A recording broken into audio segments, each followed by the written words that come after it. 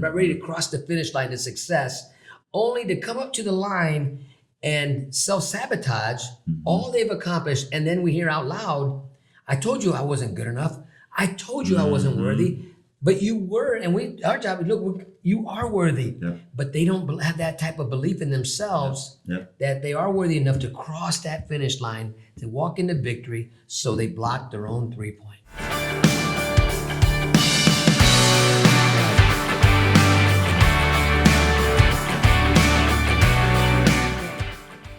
Welcome to TYRO TV. I'm Marc Himes, and I have a great guest with us today. And we're just going to have a general conversation about why Marc Himes is in the work that he's in. And Marc, I'm so thrilled and blessed that you're part of this today. We got to meet, how many years ago did we meet? I think it was last year, down in Charleston last year. That was just a year ago? Yes, a year ago, yes. But since then, we've got to see each other more than once, and we are thrilled to have you here all the way from South Carolina to be part of the Ohio TYRO, right? And so as we dialogue today, Marc, I really want you to just tell us what's in your heart.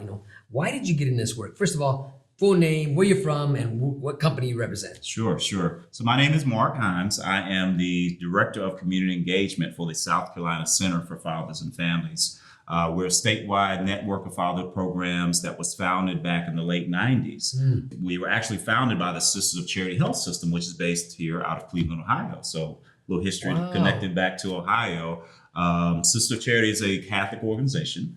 So a bunch of nuns actually started doing work in South Carolina really in the early 1900s. They built a hospital, did some other things, and then they wanted to tackle childhood poverty. That's been a big focus, is eliminating poverty. And so in the 90s, they started looking for ways to make that impact and realized fatherhood was the best way to do it. If you empower the father, you empower that family. So they created that work in the 90s. I came along about 8.5 years ago. But it's been really a great ride, and have enjoyed the work that we do. So what really was your catalyst that said, you know what, this is what I want to do? Was it something you experienced, or just one day you woke up and you said, you know what, I want to make a difference? I say that this is a calling. Okay. Right. So I have a master's in social work. I have a master's in counseling. Most of my career was actually at the University of South Carolina. One, working with the youth program, also worked in the School of Business, but this was really a calling. Just saw that. And I always like to feel led to do what I do. I'm also a minister at my church. So of course, anything that God leads me to do is something I'm more likely to do. So it was a calling. Wonderful, wonderful. Well, we're glad you answered that call. So let's talk about generally, what is it your everyday, where do you go? Where do you travel to? How do your program impact? And what is your program that you deliver? Sure. So the Center for Fathers and Families, we oversee a statewide network of fatherhood programs. So we're kind of the central office, and then there's 5 individual offices or programs throughout the state. And it's really based on the structure that was built out when we were founded in the 90s. They created, the Sisters of Charity Foundation created a series of grants. And so people would apply for those 3-year grants, did the work, but then they said, hey, we got to continue this. And that's when they formed the center. And so now we oversee these sites, but they're all their own 501c3s. Okay. But we work with them providing curriculum, training. We help with, financial resources, anything to help them work and do the work in those communities. So we have, again, those 5 organizations, about 16 locations throughout the state. So in about 15 offices throughout 46 counties in the state of South Carolina, but through our contracts, we provide statewide services. So every county is reached. Do you guys go into penitentiaries, schools? Mostly community. Okay. Mostly community. We've done some penitentiary, not quite at the level of TYRO, but try to really it's more community based. We have those offices are in those counties, and so in most cases they're coming to our program, getting the groups that we have that focus on healthy relationships, parenting, economic mobility, employment resources, legal help with child support modifications, visitation, those types of things. So the majority of it is community based. We do also have a fairly new youth program. We created a curriculum called Reality Check, and it's what I call pregnancy prevention from the fatherhood perspective. So instead of saying, hey, put on a condom, do this, that, and the other, it's more, hey, if you have a child, this is what life may look like. Right. The cost, the education, having to make those decisions, the legal issues. And so we kind of present that side of things and it's targeting young males. and then say, instead of this, let's get your education. Let's get a good job. Let's get into a committed relationship, and then have that child. Well, we call it DESC. Okay. DESC, diploma, education, spouse, kids. I like that. Yeah, I'm gonna steal that. Yeah. I'm gonna steal We call that DESC, and we believe that if you follow that formula, that's it. you will be successful. That's it. Now we need to realize that not everybody can write the word desk, right? So they misspelled it, but we help them get back on track. It might take you a little bit longer to be successful in that regard, but yeah, absolutely. Awesome. So how many fathers do you guys work with a year?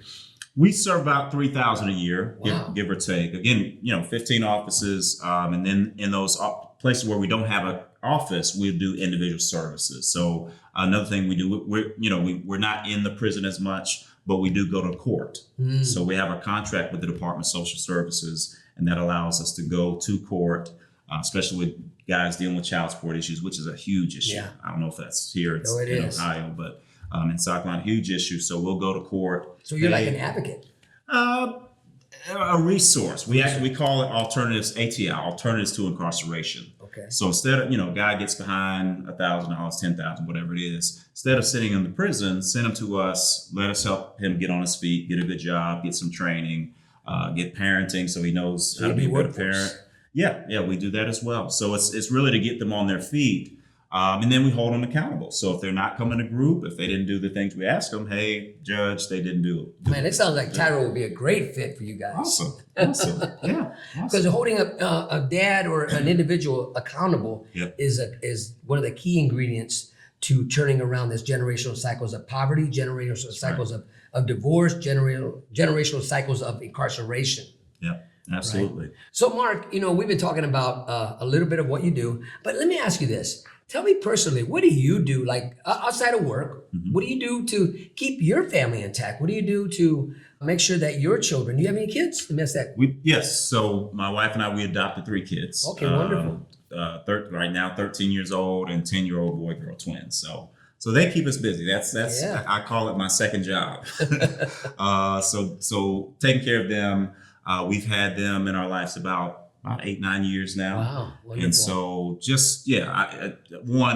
I'm a believer. So, God and our church is a major part of our life. So instilling in them, spiritual and godly principles, and then serving in our church and serving in our community. So you stay busy outside of work, always giving. I guess so. I guess so. Even to a point where you have to say, okay, do we need to slow down? Do we need to, take more time for ourselves? But yes, service is huge. So how long have you been married then? 20 years this year. Wow, congratulations. 20 years this year. 20 Thank years. you. That's awesome. So does your wife work alongside you? Or does she, I know she's raising the children. Yeah, she actually works part-time at our church. Okay. So works, I say part-time, but really ends up doing a lot more. But yes, so she works at our church, but that gives her flexibility to do things with our kids. That's wonderful. Yeah. That's wonderful. So let me ask you this. So in your fatherhood program that you do, how many hours would you say your clients spend time in the classroom? Sure. We have, so our current curriculum, we have 6 weeks of parenting, 6 weeks of healthy relationships, 6 weeks of economic, when I say weeks, but sessions. Okay. 6 sessions of parenting, healthy relationships, economic mobility. And then we also have a men's health component that's kind of interwoven into our curriculum. So about, if you went straight through about 18 weeks or so, 1.5 hour sessions, so about 27 hours total. So, and we are looking at adjusting it because it's a long commitment. Yeah. So 18 weeks or 20, actually at one point it was about 24 weeks, Okay. long commitment. So we're working on the time because we, again, we have contracts with the Department of Social Services and other folks, and they're like, hey, can we get that parenting certificate, things like that. So we're making adjustments, but we also want to make sure they're getting what they need. Yeah. You don't want to rush through processes. It's a lot to become a good parent. It's a lot to take care of your responsibilities. So we want to make sure we're providing services that help them get to where they need to be. So with what you've been able to do, can you give the audience, give us some examples of a success story? Sure. And then also on the flip side, give us something where, what it didn't work out. Sure. So one of the greatest success stories in my mind, somebody I know very well now, his name is Keto Jordan. Keto joined the program before I was there, early stages. He came out of Florida, went to prison for, I think, about 6 to 8 years, got out, wasn't really sure what he wanted to do with his life, got connected with our local fatherhood program, which is called Midlands Fatherhood Coalition. Got connected there and just started growing, just seeing, a fatherly figure for one. I think one of the things about fatherhood programs is even the image that people can see and start changing based on the example that they're seeing. So he connected with the leadership there, got involved in group and just started on an upward trajectory. So now he owns 2 businesses. Nice. Making good money, providing for his kids. I know at least several of them are in college. One of them works for a local news station and did a story on us a couple of weeks ago. If not all of them, most of them going to college. And just seeing his life change, because he's one of our biggest advocates. Nice. So people love to hear his story and hear him talk about what fatherhood did for him. So give us a tragic story that it didn't work out. Tragic stories. Yeah, I mean, unfortunately, not everybody, it's choices, right? You guys deal with incarcerated individuals, so much, and it's about choices. And so often the guys don't make that right decision. And we've lost lives, some people that are even in their community and the environment they're in, they're trying to do better. But we've had several deaths over the last year or two. Yeah. Sometimes choice, sometimes, drugs is a big issue with some of our guys. And sometimes just being in the wrong environment. And I said that word, I don't mean to say it lightly, tragic, because we too have had men who look like they're going to make it. They're going to be ready to cross the finish line to success, only to come up to the line and self-sabotage all they've accomplished. And then we hear out loud, I told you I wasn't good enough. I told you I wasn't worthy, but you were. And our job is, look, you are worthy. Yeah. But they don't have that type of belief in themselves that they are worthy enough to cross that finish line, to walk into victory. So they block their own 3-point. Yeah. Yeah. That's it. It's faith. And not the spiritual churchy term, but faith, meaning I believe I can do this. Yes. That's really part of it is restoring faith and hope, because we can give them the keys to the castle, but if they don't believe they can open the door, they're not going to open the door. So even them having their own self-motivation, at some point the light has to click. Hey, I can do this. And then we'll give you the resource to help you do it. So, when I think about our nation today, when we talk about the fatherlessness that's just plaguing our country, how do you guys, how do you see that as being, you guys are part of the solution? We call it part of the antidote. Yes. Right? Yes.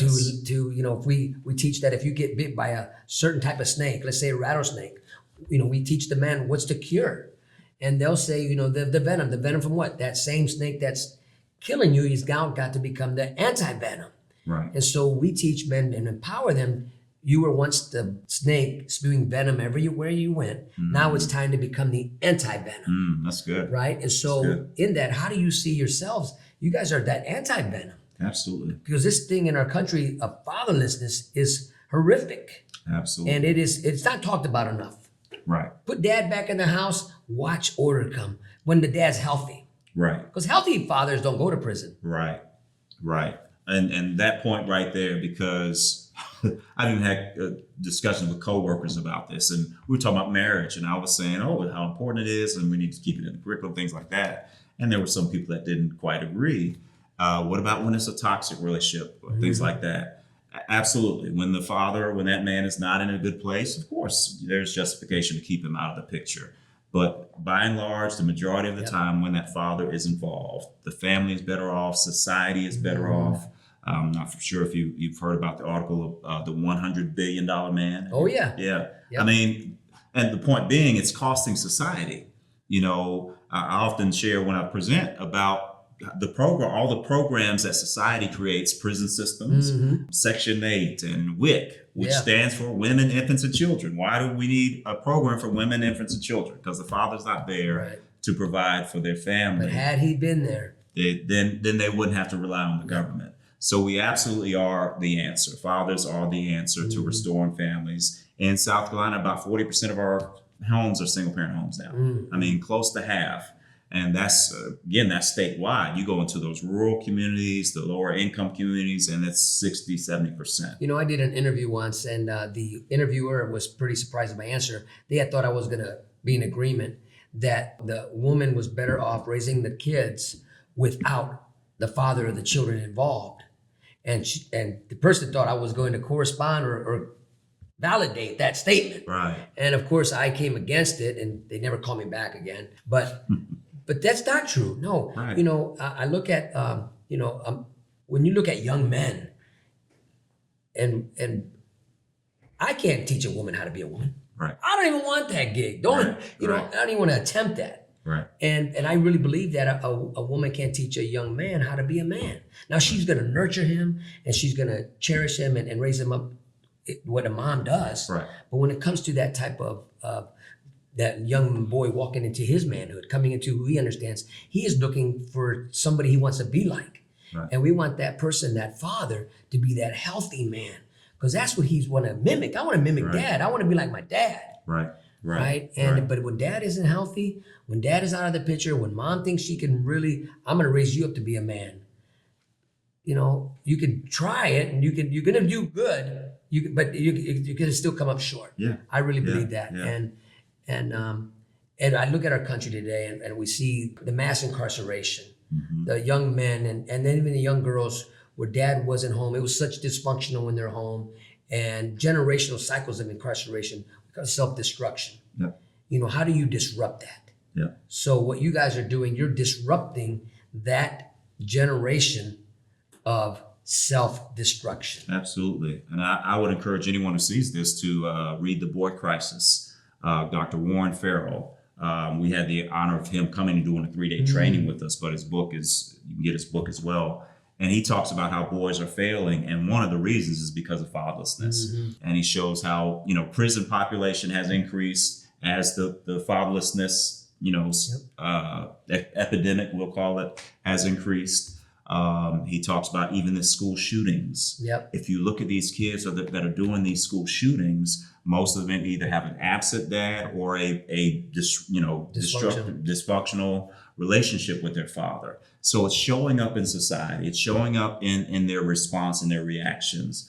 You probably heard of this story, but I'll share it. The study about the elephants back in the 70s. Good one. Share that, please. Yeah. So in the 70s, there was a preserve in Africa, and they decided to move the elephants to another part of the preserve. They moved the baby elephants, the mother elephants, but the bull elephants or the male elephants were too big to move. So they left them there, moved the mothers and the children. So what started happening in that new area? The baby elephants start tearing things up. They start destroying trees. They're killing rhinos. All these things going on in this new society, right? Which is pretty, this new era, let's say it like that. So all this destruction is showing up. They're like, okay, what's happening? Should we build more prisons? Should we arrest these young rhinos, right? They said, well, no, maybe let's move the bull elephant back. Let's put the big guy back in place. And of course, what happens? Their society Became calm. calms down. And really it's because of the presence of a male. Yep. And again, like you said, mothers do the best they can. We're not taking credit away from mothers, but a male's presence has a different, it just does something different. I'll give you a lived experience. So while I was incarcerated, Cathy was given a full-blooded Rottweiler dog with papers. But so we encouraged each other, said, well, maybe you can breed the dog, make some money, because she's on food stamps. Maybe you can bring in some cash in there. So she bred the Rottweiler, and so she wound up with two female Rottweilers, and they're out there in the middle of nowhere. And so it's Cathy and the two Rottweilers, but the two Rottweilers could not get along. So I said, well, try to find a local breeder and call him up and see if he's got any advice for you. So she called the local breeder, and he said, well, the reason why they are not getting along is because they're all fighting for lordship. They all want to be and they're fighting you because they want to dominate you. You need to go get a male Rottweiler and bring him in and then watch what happens. And as soon as she did that, peace. Wow. So, right? Wow. And I think about our society today and our family structure. You know, we're about putting ourselves, helping men find their right place in society. Right. And not being distracted by social media, the movies we're watching, but really coming to a place of, you know what? I am responsible. I have a duty as a husband, as a father, as a man of honor, man of good character, to raise up and be responsible. Now, say you have children out of wedlock. That doesn't negate your responsibility to raise those boys or girls up as a man of honor. You made mistakes and everything else, but don't live in them. Right. Don't walk away from them. So we teach people how to embrace their story. Don't let your story own you. You own it. Yeah. But quit writing the same chapter over and over again. Yeah. We're going to show you how to start a new chapter in life. Yeah. And in the world of TYRO, we help men really own. We have an exercise called the mirror exercise where men will look in the mirror. Yeah. Now you tell yourself your story. You can lie to the world. You can even try to lie to yourself, but without looking in the mirror. But you can't lie to yourself when you're looking in the mirror. Yeah. You got to get that poison out in order to get the new in. Yeah.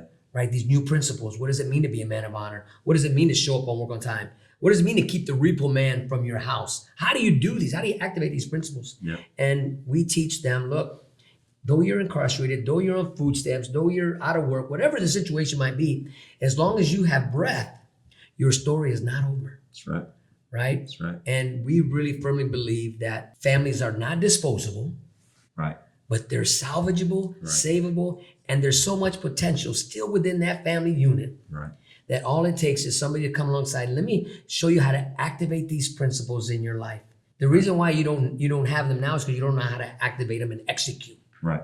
But with knowledge and insight, we can help you get off of food stamps, get off of that welfare cycle of generational cycles of poverty. Yeah. We can help you do that. But as long as you want to stay stuck in your own thinking and, oh, woe is me mentality or this entitlement the world owes you a living, well, we can help you. Right. But if you come to your place, you know what? I cannot stay the same. Something has got to change. Once you're willing to do that, we can help. Right. Right. To go back to the man in the we do that as well, the man in the mirror activity. And I told you I have a master in counseling. So I've done it. I've seen it done in counseling sessions. And I've seen where people couldn't even look at themselves. They can't face who they are. So how can you be a parent? How can you be a husband? How can you do all these things if you can't even look at yourself in the mirror and live with and deal with yourself? So that's why these programs are so important, because we're helping them deal with and be honest with themselves.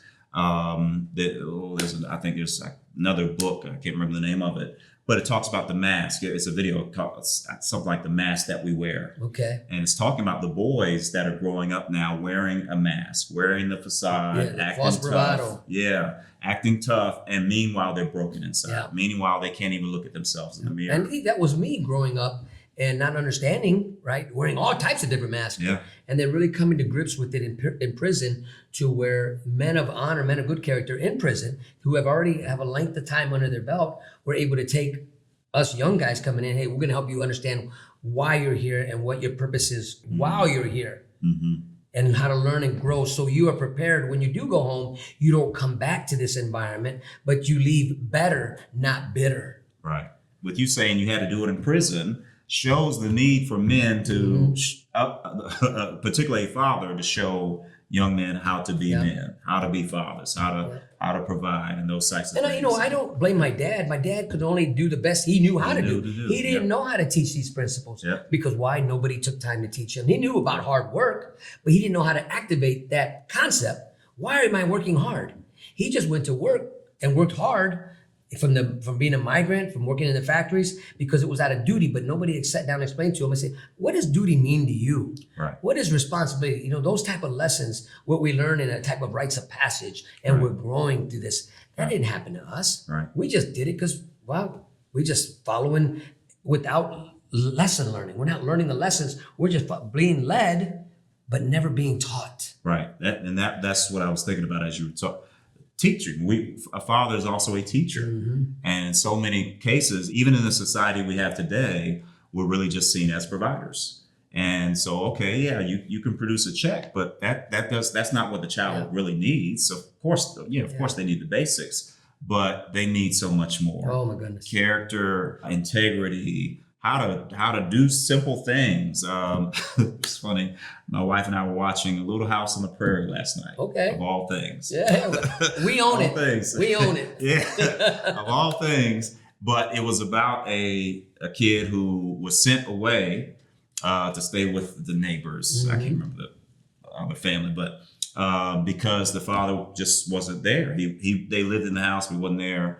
And so he was acting out, but all he wanted was attention. I wanted dad. And so the Michael Landon's character took him to a side, took him to all that summer, really treated him like a son. He was hard on him. Yeah. He would, make him do chores, things like that. But he also loved him and taught him. Yes. And by the end of that show, he was better. The father realized he was not doing what he needed to do. And that's what we need. Yeah. We need men that know what to do and then to teach it to them. Mark, that's a great show, Little House on the Prairie. I think a lot of people, especially in different cultures, have missed out on a great opportunity to watch that series.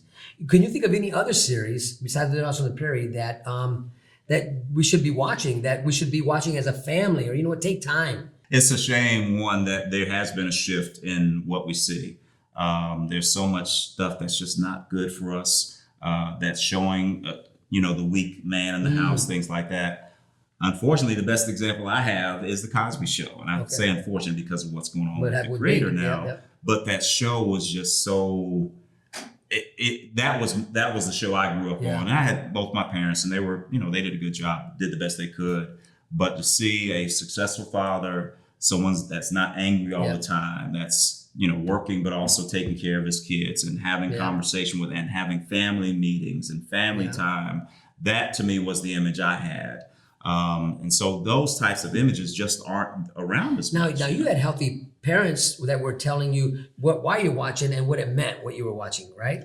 No, they didn't really. They didn't break it down for you? I just caught Oh, you just caught it? Because I watched them, and all I remember is the Will Smith one. What was that? Prince of Bel-Air. Okay, yeah. Right? And I remember that. But the dad that took him in, was that the uncle? Right. The uncle? Phil, yep. Yeah, Uncle Phil? Yep. Now he was, I think back, what show did I watch? I think it was Prince of Bel-Air, to where Uncle Phil held the line. He held the standard, right? And all its funniness and everything that happened, there were some powerful episodes in there that really honed into, this is what honor looks like.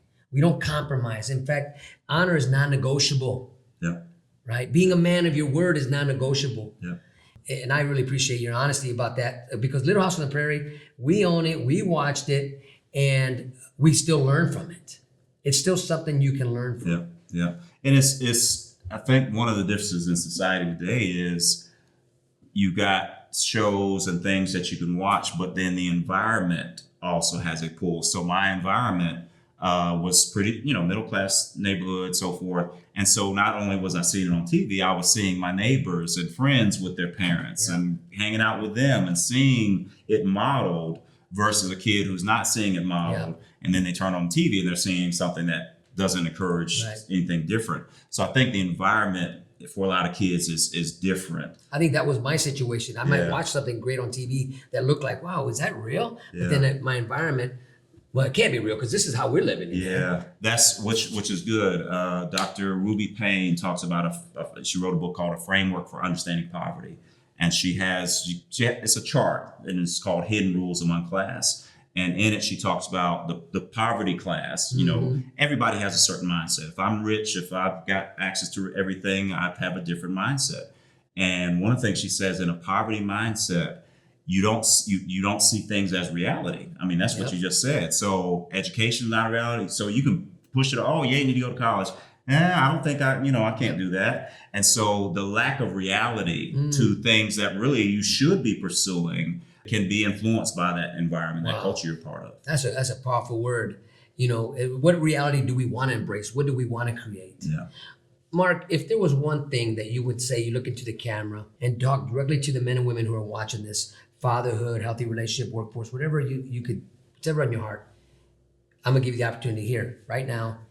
Take a couple minutes or a minute, whatever you got. What message would you leave behind? Sure. A couple of things. One, I don't think we should let society shape our family structure.